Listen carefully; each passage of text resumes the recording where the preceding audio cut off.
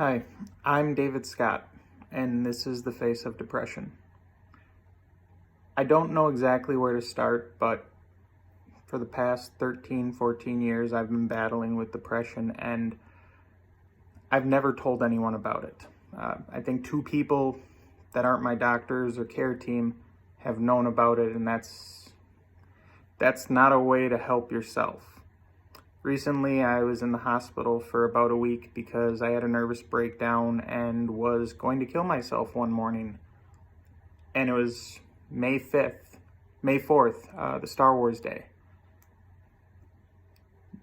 That's very hard for me to say, but I know that not making people aware of my situation, especially my family, put me in a position where I didn't want to ask for help and felt like I couldn't. I thank whatever God there is that my sister-in-law, who is a nurse, was able to recognize signs, and as soon as she could, she never left my side the whole morning, even when she took me to the emergency room at the VA and as I was admitted to the psych ward. I don't know exactly what I aim to do with this video except for inform my family from my mouth exactly what my struggles are.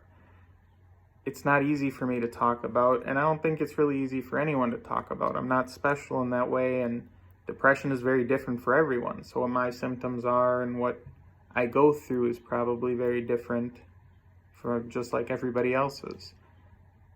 For the past few months, I hadn't been eating.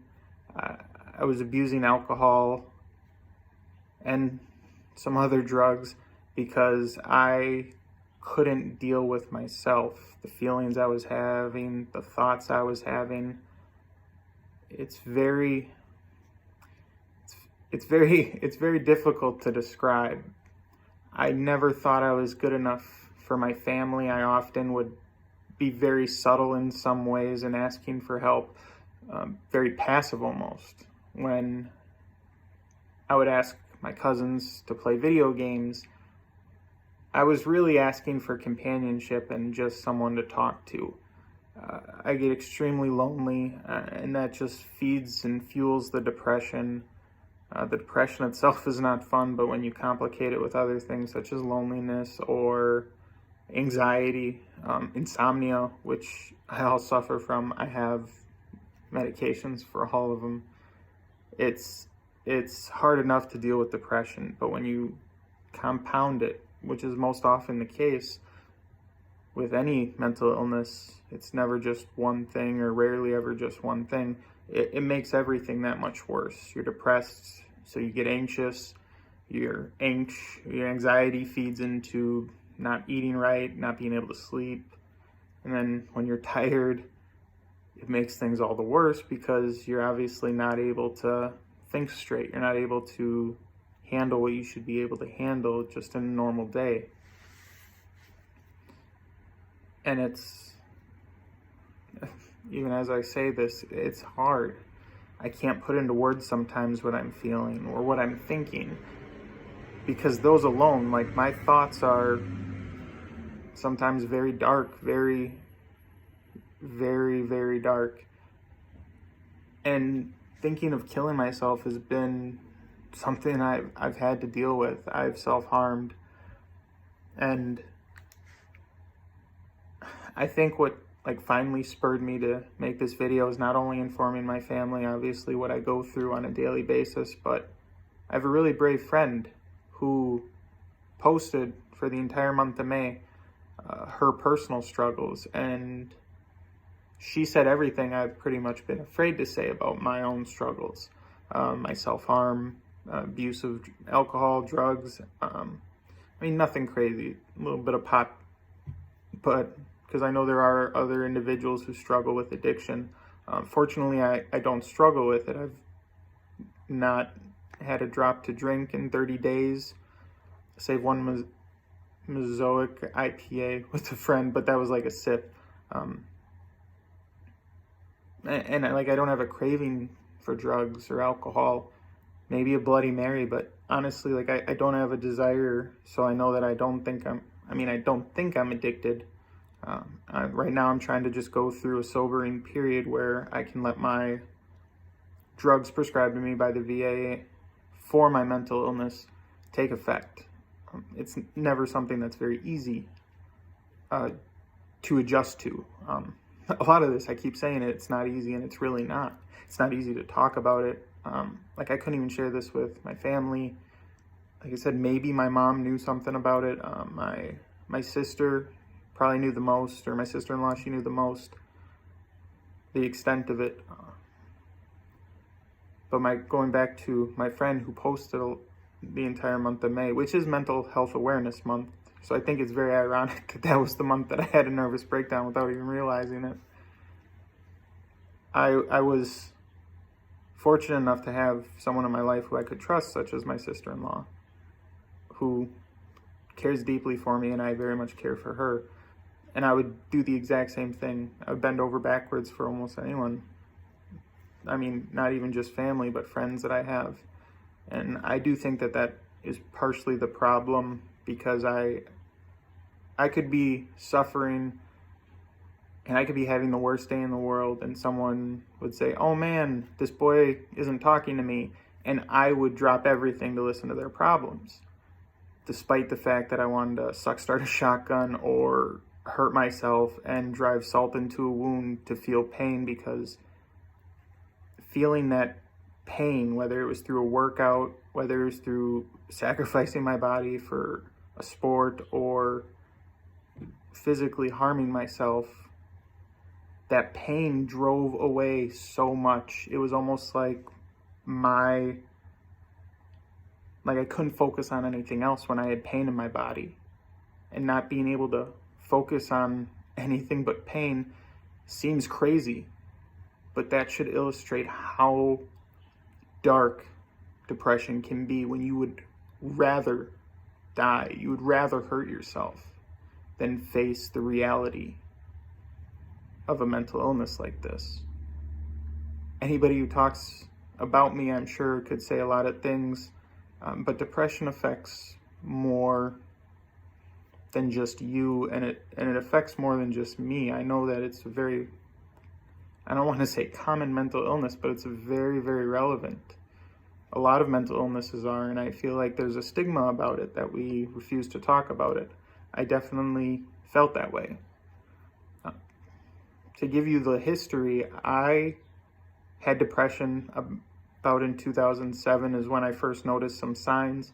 I was in the Marine Corps for 7 years, and depression is what I'm medically retired for. I told a lot of people it was my kidneys, because I did have a nasty fall one time when I was in Iraq, and I hit a HESCO the wrong way, which is this big barrier that's wire framed and filled with dirt.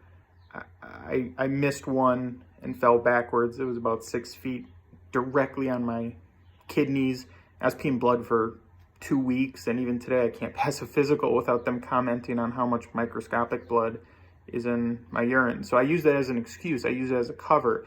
I never told anybody that the reason I was medically retired from active duty is because of mental illness. The Marine Corps has been great about it. The VA has been great about it. I've never hid anything from them. I've had no reason to. They're the ones who helped me the most. But obviously, if I'm still getting help from them, I was using that as an excuse not to get help from my family and not making them aware of it. When I told those individuals I chose to be part of my support system, and I'm getting choked up just thinking about it, they said they had no idea. They said that they were shocked. They couldn't not that they couldn't believe it, but they said they had no idea what was going on, and that they never would have guessed it. And I see that. I know that I can be a fun individual, and I can be very outgoing. I'm very loud at parties, and birthday parties especially, and I usually have a good time, but a lot of that is masking true feelings, so I could hide what I was going through and what I continue to go through. I know I'm on medication, and I know I'm in a very sound place right now where I don't have the constant thoughts that I would have before. The dark thoughts, and I haven't hurt myself in a few months as well. So I know there's progress, but I don't want to give anyone a feeling of hopelessness that you can't conquer this. But I think it's very common that you never beat depression in the way you think. You never beat depression by, oh, I don't have depression anymore. It's about managing some expectations that you're always going to have depression, or you might always have depression, and you might not be able to be cured of it. But that doesn't mean that you can't be treated for it, and that doesn't mean that you can't get help for it. You can find it out there. You can find it just by asking, which is probably the hardest thing you will ever have to do, is ask for help. Asking for help admits weakness.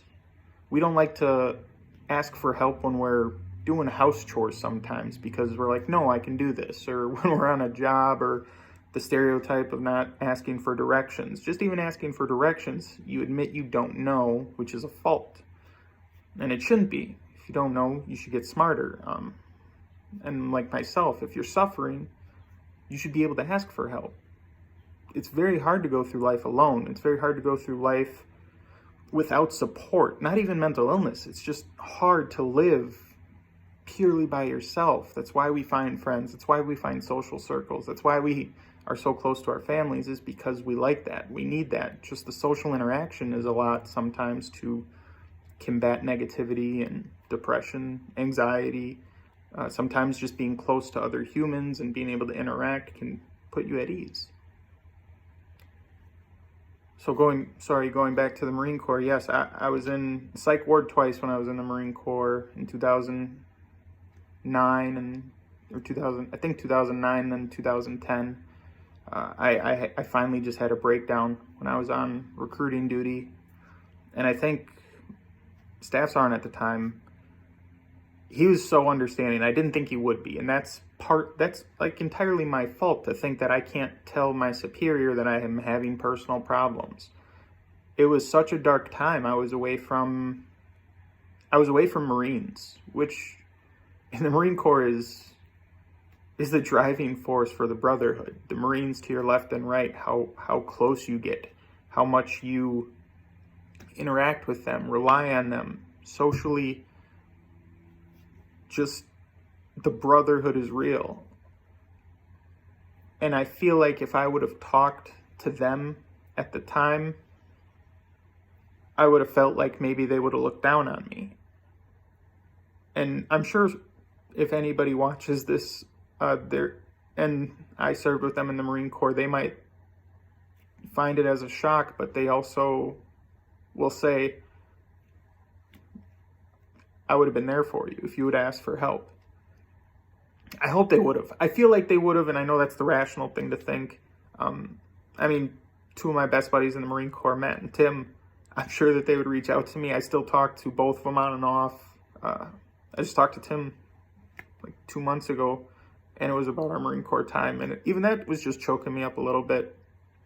And I always stay connected to Matt because, like I said, they were my two best friends in the Marine Corps, hands down.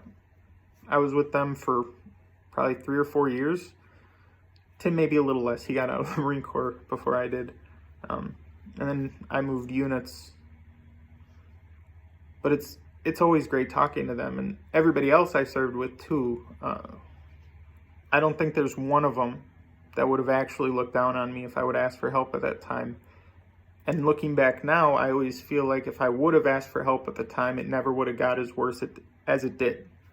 Because this last stint where I was admitted, again, on Star Wars Day, and anybody who talks to you know I'm a huge nerd. I don't know why. But even the last time, I know I was just letting things get worse, day by day, week by week, and I wasn't asking for help. At the time I made the decision to go off medications, I thought I could manage it just with therapy, but then I said no to therapy and tried to just manage everything on my own. And I was doing a fairly good job of it for a year or two, but again, you can't cure it by thinking it's going to go away.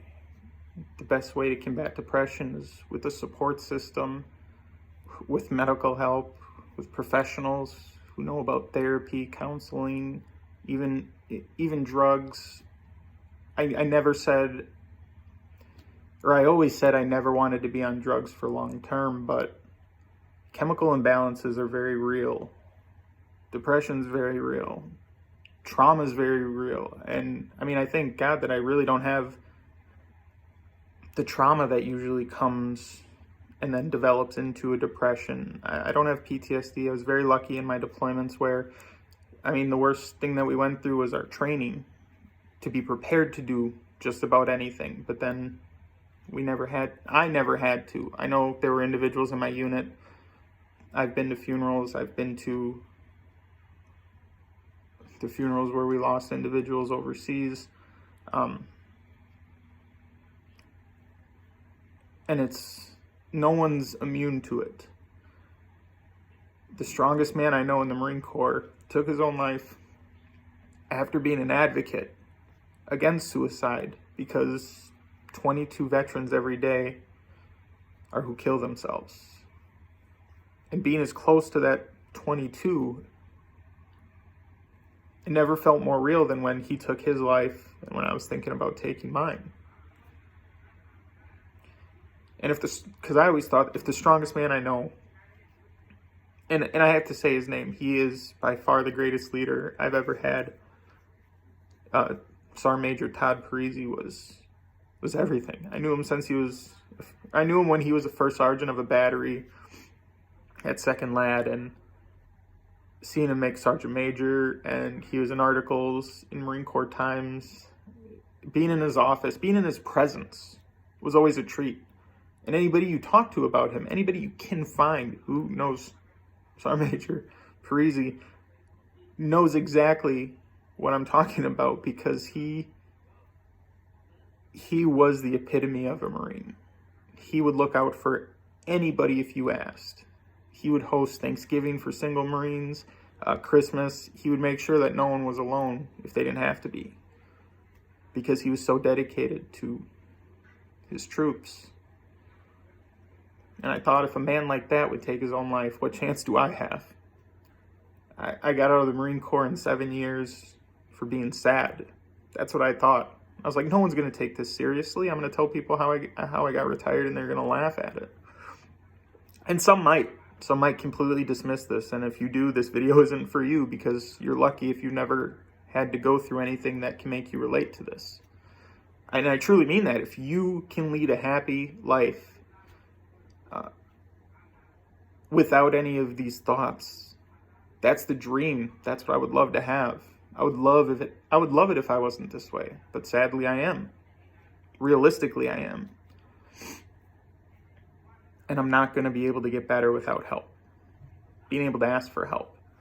And I know that I have to make this video, or I know I wanted to make this video, because if I can express to myself, and if I can express to others about myself and how I feel and the problems I have, I think that my hope is that more people are receptive to when I ask for help. Maybe they take it more seriously, because I'll ask for it directly. I won't just ask cousins, hey, you want to play video games because I'm lonely? I've called them on the phone recently and said, I'm having kind of a hard time. Can we just talk for a bit? And that means the world to me. Just not even talking necessarily, but having a conversation, a back and forth, talking about something that raises a topic, like a benign topic. I was talking to my cousin about board games and how fun it would be if we could just have like a game night again. Obviously, with things going on, we find ways around it, and we've had a blast. But being able to be direct is a level of honesty I've not shared with my family and with those closest to me. And I apologize, because I think when I tell people, I don't think anybody's like 100% surprised, because I've been flaky and I've been moody, and I mean, I realize I've been suffering from some memory problems too, where I've acted a certain way and people tell me, and I'm like, yeah, I don't remember that at all. Either because I've zoned out so hard, or because I've just taken my mind out of the environment I'm in, because I just retreat and I go to a dark place. And when I do that, that's what I dwell on. I stay in the cave of depression, and I don't function. And if I do, it's purely autonomous. Like, it's just a natural, like I'm driving to work. Don't remember how I get there. I went over to a friend's house a while back. I think it was around New Year's or Halloween, maybe. No, I forget. New Year's, Christmas, Thanksgiving, all that just bled together for me. But I remember bits and pieces, but they said, you stayed here and then like you just left out of nowhere and we didn't know what was up. Honestly, we just thought you were being you, like just weird or eccentric, whatever they would call it. And I was like, I don't remember all that well what was happening, but like I believe you completely. I've been struggling and I just never tell anyone. So if I've done something like that, I apologize. I don't think I've ever done anything inappropriate. Maybe something weird, like they told me I wore a Taco Bell onesie. I have one. So I was like, that's probably legit. I probably did do that. I don't know why, but it's possible. So I go through episodes like that as well. Kind of got off topic. Going from Greatest Man I Know to Taco Bell onesies in the same video. But I know that I need to tell people. I know I need to ask for help. That's how I'm going to manage. That's how I'm going to survive. There's some people I know I can't ask for help from. There's some people I know that I can. There's probably a weird mix of, my family is very large. I'm sure there's more than a few people who are going to be like, yeah, we want to help you. And then I wouldn't want their help per se, because I know what's good for my mental health and I know the support I need. And I found that sometimes talking about this, which is probably what led me to some aversion talking about it, was that I've tried to express myself a few times to individuals about my problem. And they have kind of put me down about it, or they've kind of brushed it off, or I think it's funny because people, they're like, oh yeah, man, I get sad too. And it's like, oh shit, that's crazy. What do you think about? And they're like, oh, I think about sad things like rain, or, what do you think about? And I have to tell them, I was like, I think about like going to bed and not waking up. I think about how excited I am to see what's in the afterlife, or and then they're like, oh, okay, I don't get that sad. So it's almost like a shock. And like, this is the PG version of it. Like, my thoughts go dark. They do.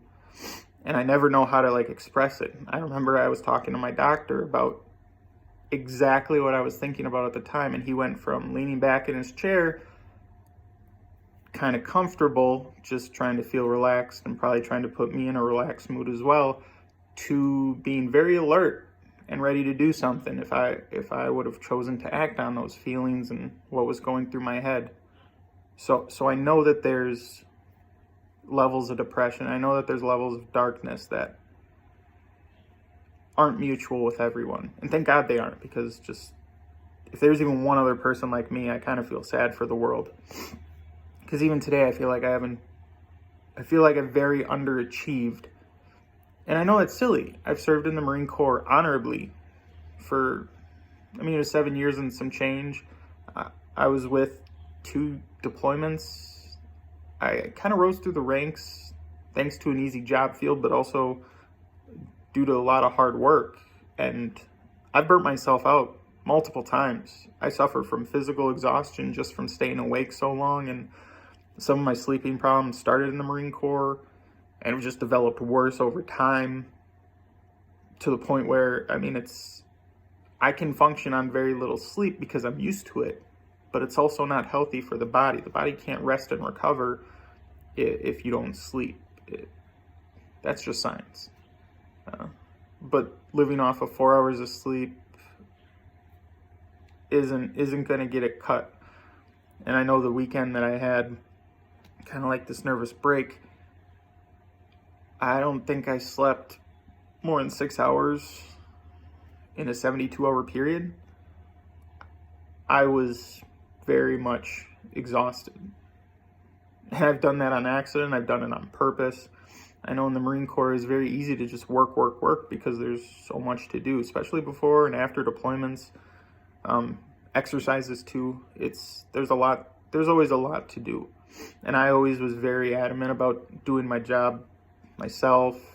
I never really delegated. I was a poor leader in my young career. I remember yelling at people for stupid reasons, and I remember not being able to express myself in an appropriate manner. Sorry, Win.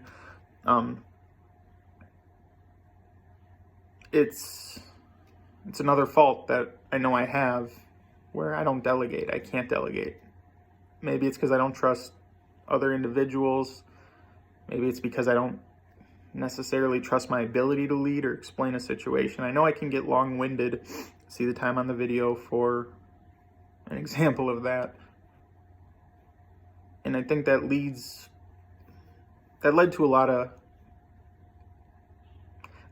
lot of reflection later on in life, where I know I eventually developed into a passable leader when I got to a certain rank. But by that time, my ways were kind of set in how I led, where I'm going to tell you a few times and then it's just going to be okay, I'll do it my damn self, or I'll find someone else to do it, because it's just, you're not working out. Instead of taking the time to maybe teach someone or really develop them, I was very focused on always getting the job done, which, had helped me. I got really good pros and cons, and like I said, I was never turned down for a promotion. But even despite all that, suffering through everything and knowing my flaws and looking back now and realizing what my flaws were, depression affected everything. Affected how I thought about other people, affected how I thought about my life. I constantly thought my life was a checklist, and by a certain age I had to do a certain amount of things or reach a certain milestone in life events. And that's just not the case. Even today, there's no checklist for life. And if there is, it's just to live. I deep down think that's the only purpose in life. There's no grand, I was meant for something great. There might be for you. Obviously, there's aspirations to raise yourself too, but I think just living is an accomplishment. Just surviving is an accomplishment, which becomes very relevant.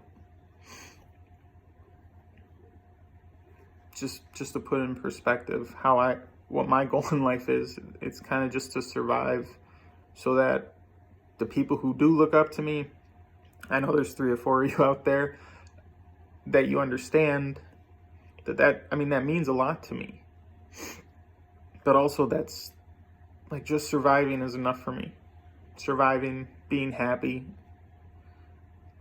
Purpose of life is to live. There's an amazing movie about it, and I'll tell anybody who wants to know. It's called After the Dark, I think. And there's these amazing experiments where they always try to approach it very practically, because they have these situations, the made-up situation of, okay, it's the end of the world, we need to save 20 out of 40 people. Who are we going to save? All the doctors, the engineers, anybody with a practical skill.